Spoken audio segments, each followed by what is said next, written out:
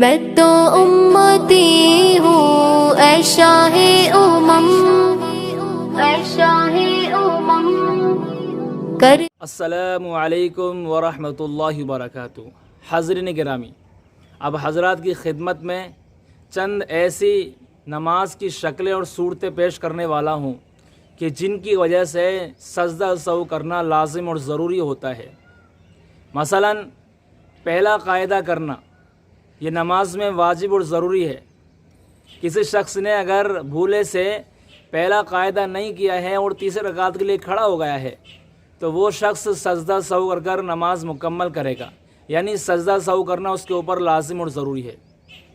دوسری شکل اور دوسری صورت یہ ہے کہ پہلے قاعدے میں یعنی 2 رکعت پر جب بیٹھیں گے اس وقت پوری کی پوری اتحیات پڑھنا، جس کو تشہد بھی کہتے ہیں، یہ پوری کی پوری پڑھنا واجب اور ضروری ہے۔ کسی شخص نے اگر اس کا بعض حصہ چھوڑ دیا ہے تو اس کو آخر میں سجدہ سہو کرنا لازم اور ضروری ہوگا۔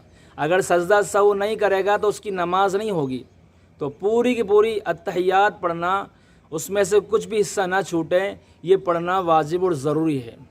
تیسری شکل یہ ہے کہ کسی شخص نے اتحیات پہلے قاعدے میں 2 رکعت پر جب بیٹھا اس وقت پہلے قاعدے میں اس نے اتحیات کو 2 مرتبہ یا کئی مرتبہ پڑھ دیا،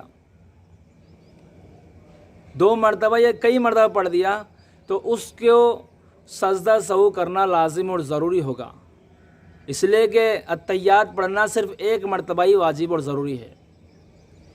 چوتھی شکل اس کی یہ ہے کہ اتحیات سے پہلے کچھ اور پڑھ دیا، قاعدہ تو پہلا ہی کیا ہے اس نے، لیکن اتحیات یاد آنے سے پہلے یا اتحیات پڑھنے سے پہلے اس نے سورہ فاتحہ پڑھ دی، قرآن پاک کا کچھ حصہ پڑھ دیا، ثنا پڑھ دی۔